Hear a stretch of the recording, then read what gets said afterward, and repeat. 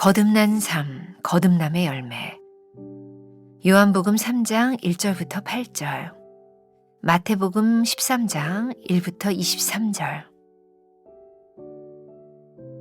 그런데 바리새인 중에 니고데모라 하는 사람이 있으니 유대인의 지도자라. 그가 밤에 예수께 와서 이르되, 라삐요, 우리가 당신은 하나님께로부터 오신 선생인 줄 아나이다. 하나님이 함께 하시지 아니하시면 당신이 행하시는 이 표적을 아무도 할 수 없음이니이다. 예수께서 대답하여 이르시되, 진실로 진실로 내게 이르노니 사람이 거듭나지 아니하면 하나님의 나라를 볼 수 없느니라. 니고데모가 이르되, 사람이 늙으면 어떻게 날 수 있사옵나이까? 두 번째 모태에 들어갔다가 날 수 있사옵나이까?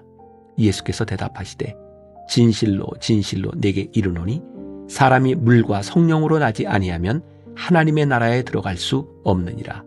육으로 난 것은 육이요 영으로 난 것은 영이니 내가 내게 거듭나야 하겠다 하는 말을 놀랍게 여기지 말라. 바람이 임의로 불매 내가 그 소리는 들어도 어디서 와서 어디로 가는지 알지 못하나니 성령으로 난 사람도 다 그러하니라.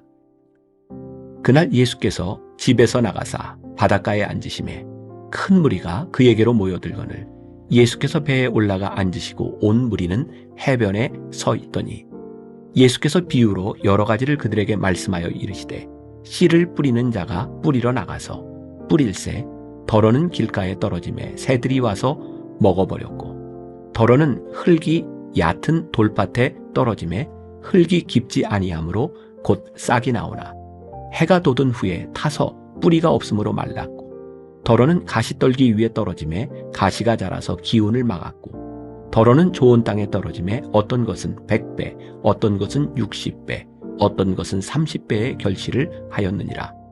귀 있는 자는 들으라 하시니라. 제자들이 예수께 나와 이르되, 어찌하여 그들에게 비유로 말씀하시나이까? 대답하여 이르시되, 천국의 비밀을 아는 것이 너희에게는 허락되었으나 그들에게는 아니 되었나니, 무릇 있는 자는 받아 넉넉하게 되되 없는 자는 그 있는 것도 빼앗기리라. 그러므로 내가 그들에게 비유로 말하는 것은 그들이 보아도 보지 못하며 들어도 듣지 못하며 깨닫지 못함이니라.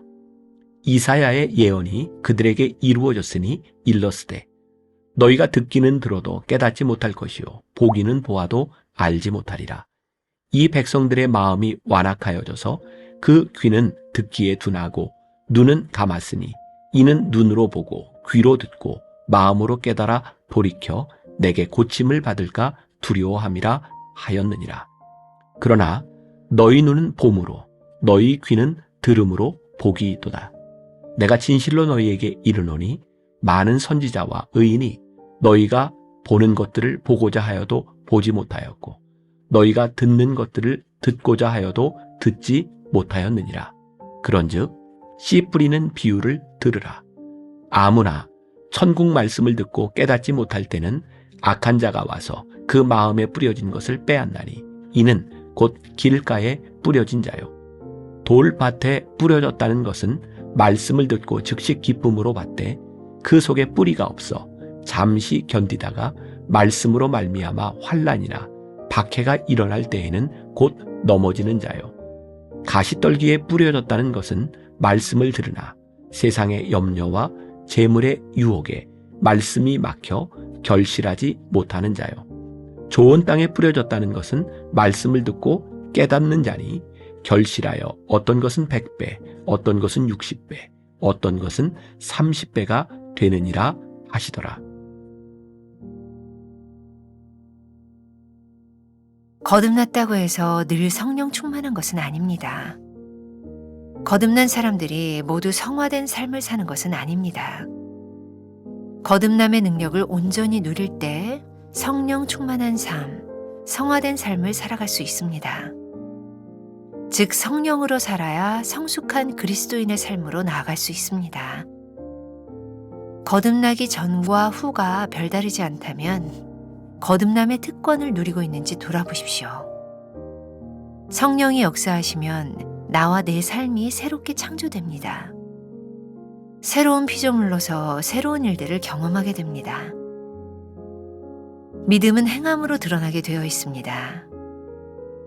내가 보거니와 믿음이 그의 행함과 함께 일하고 행함으로 믿음이 온전하게 되었느니라. 니고데모는 예수님을 만난 후 거듭난 자로 살아갑니다. 유대인 랍비오 공회 회원의 신분으로서 예수님과 그분의 사역에 적극적으로 동참하기는 쉽지 않았을 것입니다. 그럼에도 니고데모는 공회 가운데서 예수님을 변호했으며 예수님이 십자가에 못 박혀 돌아가실 때 아리마대 사람 요셉과 함께 예수님의 시신을 인수하여 장사 지냈습니다. 거듭난 자의 삶에는 열매들이 있습니다. 열매는 작은 씨앗으로부터 시작됩니다. 씨앗이 발아하여 자라 열매를 맺기까지 때마다 필요한 요소들과 수고가 필요합니다. 밭을 잘 기경하는 일에서부터 돌과 가시떨기를 제거하는 일, 필요한 양분과 물을 공급하는 일 등 성령의 인도하심에 나의 손과 발을 내어드리십시오. 아버지께서 가지치게 하시도록 잠잠히 그 앞에 서십시오. 어느새 열매 맺고 새들이 깃들 만한 큰 나무로 자라날 것입니다. 나는 거듭남의 열매를 맺고 있습니까? 거듭난 이후 내 삶에 어떤 변화들이 생겼습니까? 나의 믿음은 행동으로 드러나고 있습니까? 오늘은 6월 25일입니다. 거듭난 삶, 거듭남의 열매라는 제목으로 함께 말씀을 나누겠습니다. 지난 5일 동안 사실 저는 매일 똑같은 이야기를 한 것 같아요. 거듭난 삶에 대해서. 거듭남의 삶에서 우리들이 누릴 수 있는 또 특권은 무엇인지, 또 이 거듭남이라고 하는 것은 이 세상 속에서 거듭난 자로 살아가는 것, 또 이 거듭남이라고 하는 것은 우리들의 신앙인의 성숙이다. 어떻게 보면 오늘 이 거듭난 삶, 거듭남의 열매 이 부분은 제가 며칠 동안 했던 것을 이렇게 요약해 놓은 부분과 같은 것이다. 여러분들에게 다시 한번 확인하는 그런 시간이 될 것 같다는 생각을 합니다. 자, 첫 번째 문단에서 이렇게 시작을 하고 있죠. 거듭났다고 해서 늘 성령 충만한 것은 아닙니다. 오스왈드 챔버스는 주님은 나의 최고봉에서 이 성화, 이 거룩에 대한 이야기를 많이 합니다. 사실 성화와 거룩은 우리 신앙인의 목적은 아닙니다. 거듭난 자로 우리들이 구원받은 백성으로 살아갈 때 우리들에게 나타나는 현상이죠. 만일 우리가 거룩을 목적으로 살아간다면 잘못하면 우리는 굉장히 위선적인 사람이 될 수도 있어요.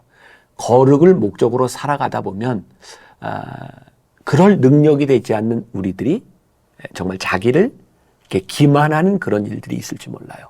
그래서 오늘 말씀이 굉장히 중요하다는 생각이 들어요. 거듭났다고 해서 우리들이 거룩해지거나 거룩한 삶을 살아갈 수 있는 자격을 가지는 것은 아닙니다. 이제 거듭났다고 하는 것과 우리들의 성화 거룩이라고 하는 것은 좀 구별해 볼 필요가 있고, 우리들의 삶은 거룩한 것에 목적을 두는 것이 아니라 그냥 거듭난 자로 살아간다면 우리들이 조금 더 거룩하고 성화의 삶을 살아갈 수 있지 않을까요? 그런데 거듭난 자로서 성화의 삶을 살아가게 하는데 그 동력이 되는 게 있다. 오늘 굉장히 중요한 말씀일 것 같아요.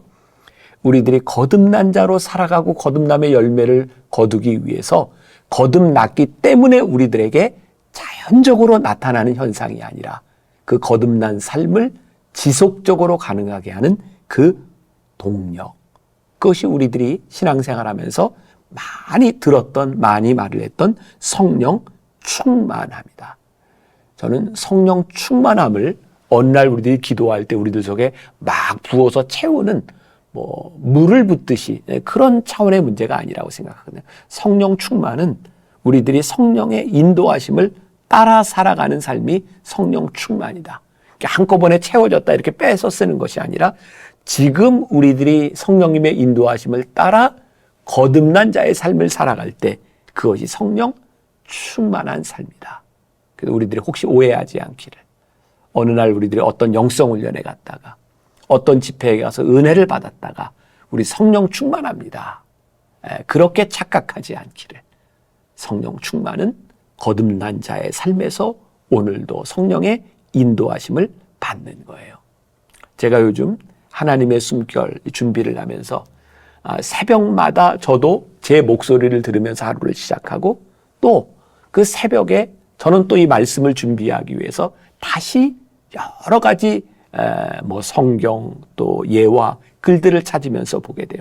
그러면 제가 깨닫게 되는 게 있어요.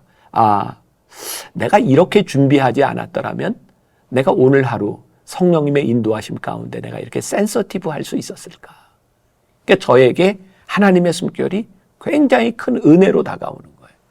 오늘 여러분들이 거듭난 삶을 살아가는 데 있어서 오늘 이 말씀을 함께 나누는 것이 여러분들로 하여금 성령 충만하게 하는데 이 말씀이 여러분들에게 뭐를 막 부어주는 것이 아니라 이 말씀이 여러분들로 하여금 성령님께 센서티브 하도록 만들어주는 거예요. 그게 거듭난 삶, 거듭남의 열매다. 저는 적어도 신앙을 그렇게 이해하며 오늘 여러분들과 함께 말씀을 나누고 있어요. 또 두 번째 문단에 보니까 믿음은 행함으로 드러나게 되어 있습니다. 자, 이 부분도 굉장히 중요합니다. 잘 들으셔야 합니다. 행함이 믿음은 아닙니다. 우리들이 행함을 믿음으로 여기게 되면 율법주의에 빠집니다. 잘 기억하세요. 행함이 믿음은 아닙니다. 그러나 믿는 자에게 나타나는 현상이 있습니다. 그게 행함이에요. 믿음과 행함이 동의어는 아닌데 믿는 자에게 나타나는 행함, 이것이 있을 때에 우리는 진정으로 거듭난 자라고 말할 수 있는 거죠. 자, 오늘 말씀의 주인공 니고데모를 보세요. 니고데모, 성경에서 딱 이름이 정확히 나와 있지는 않지만 또 그의 인생이 마지막에 어떻게 되어 있는지 다 이야기하지 않지만 분명한 것은 니고데모가 예수님과 함께 이 거듭남에 대한 이야기를 했을 때 그가 거듭난 자로 살아가는 과정이 요한복음 가운데 나오고 있어요. 요한복음 7장에 가서 보면 니고데모는 어느 날 예수님을 변호하는 사람이 되죠. 공회에서 사람들이 예수님에 대하여 이야기할 때 니고데모는 예수님을 변호합니다. 이게 결코 쉬운 일이 아니었습니다. 왜? 벌써 요한복음 7장 9장으로 넘어가면 예수님은 이미 공회원들에게, 사두개인들에게, 바리새인들에게 죽임을 당할 위협을 받는 처지에 있었어요. 그 상황 가운데서 니고데모가 예수님을 변호했다. 결코 쉬운 일이 아니었어요. 그리고 예수님께서 십자가에 달리셨을 때 아리마대 요셉과 함께 예수님을 장사하기 위해서 시신을 인도한 사람, 요한복음 19장에 나오는 니고데모죠. 니고데모는 예수님과의 만남을 통해서 거듭남에 대한 이야기를 듣고 나 거듭났습니다. 그렇게 끝난 것이 아니라 그의 삶의 과정을 통하여 그가 변화된 삶의 여정들을 분명하게 보여주고 있어요. 오늘 제가 말하는 것이 여러분들에게 어떻게 들릴지 모르지만 진정한 믿음은 결코 비겁하지 않습니다. 진정한 믿음은 우리들의 삶의 행함으로 나타나는 거예요. 자, 이렇게 말씀을 준비하면서 저에게 떠오른 구약의 이야기. 자, 이스라엘 백성들이 출애굽할 때 그들의 삶의 가장 명확한 표징, 하나님이 그들을 인도하신다고 여겨졌던 것이 하나는 유월절 사건이었어요. 유월절 어린 양, 피를 발랐을 때에 사자가 넘어가고 그들이 죽임을 당하지 않죠. 그리고 출애굽한 사람들이 홍해를 건너는 기적을 경험하게 됩니다. 그래서 홍해를 건너는 이 기적은 여러 가지 비유적으로 이렇게 설명이 될 수 있는데 그것은 세례받는 것과 마찬가지로 물이 열리고 그들이 그 길을 지나가면서 다시 물이 닫히고 옛삶을 벗어버리고 새롭게 거듭나는 세례받은 삶, 새로운 인생을 살아가는 삶, 그게 홍해의 사건이기도 합니다. 이스라엘 백성들에게 있어서 이 홍해를 건넌다고 하는 것은 이전의 노예의 삶에서 하나님의 백성으로서의 새로운 삶을 의미하는 것이죠. 그런데 홍해를 건넜던 그 이스라엘 백성들이 가나안 땅에 들어갈 때까지 그들이 그렇게 하나님 백성다운 모습을 보여주지 못했습니다. 광야를 지나는 40여 년의 과정 가운데서 그들이 끊임없이 보여줘야 되는 것이 있었어요. 그들의 삶의 고난과 위기 가운데서 그들의 삶의 결단, 그들이 하나님의 백성으로 살아가는 삶의 모습들을 보여줘야 했는데 그들은 그렇게 살지 못했습니다. 이 거듭난 삶을 살아간다고 하는 것은 일회적 사건이 아니라 우리들이 어떻게 성령 충만한 삶을 살아가느냐에 대한 부분이죠. 또 생각나는 게 이스라엘 백성들이 이제 가나안 땅에 처음 들어가게 되었을 때 그들이 했던 전투, 여리고성을 무너뜨리는 그 전투를 하기 전에 정탐꾼 둘을 보내게 되죠. 정탐꾼이 여리고성에 들어갔을 때에 우리는 라합이라고 하는 여인, 기생 라합이 그 두 사람을 보호해 주었던 것을 보게 됩니다. 성경을 자세히 보면 이미 여리고성에 있는 사람들은 이스라엘 백성들이 얼마나 큰 기적을 행했고 하나님이라고 하는 놀라운 신의 인도하심을 받아 그들 땅에 돌아온다고 하는 소식들을 듣고 있었어요. 그들은 이미 하나님이 행하신 일을 듣고 그들은 이미 전투 의지가 없었던 사람들입니다.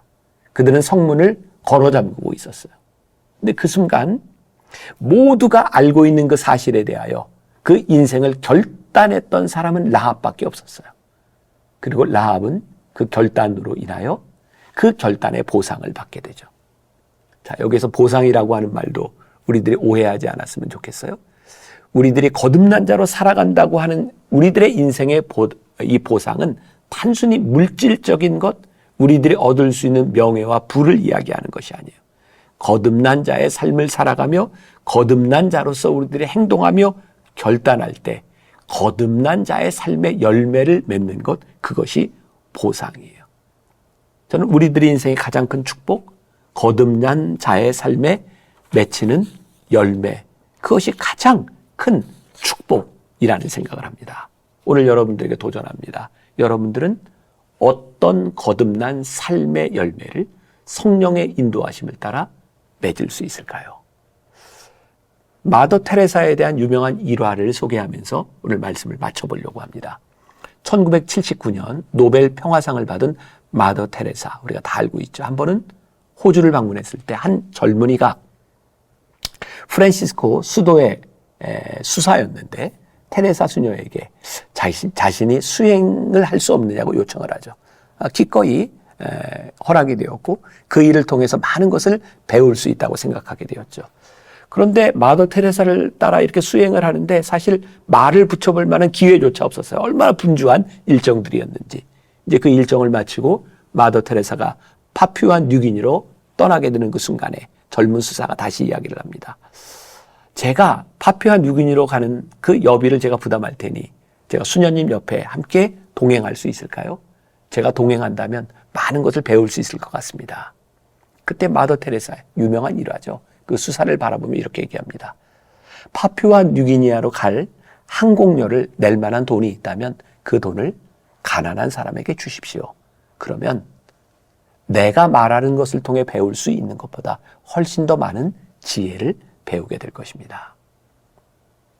물론 그렇게 마더 테레사와 함께 하면서 살아가는 삶이 가치가 없다는 것을 이야기하는 것이 아니라 사실 진짜 우리들이 거듭난 자의 삶을 살기를 원한다면 우리들의 삶에서 거듭난 자의 삶으로 살아갈 수 있는 많은 결단의 순간들과 우리들이 할 수 있는 일들이 있다는 것이죠.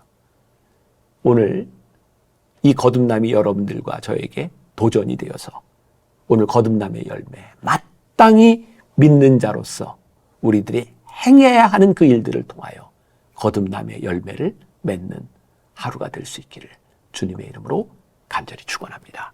기도하겠습니다. 거듭난 자의 삶이 복되도다. 그 삶에 열매가 있음이 복되도다. 믿음으로 살아가는 삶이 복된 것은 그 믿음으로 살아가는 행함이 있기 때문임을 우리들이 고백합니다. 오늘 우리들의 삶에서 그 복된 열매를 맺게 하여 주옵소서. 예수님의 이름으로 기도했습니다. 아멘.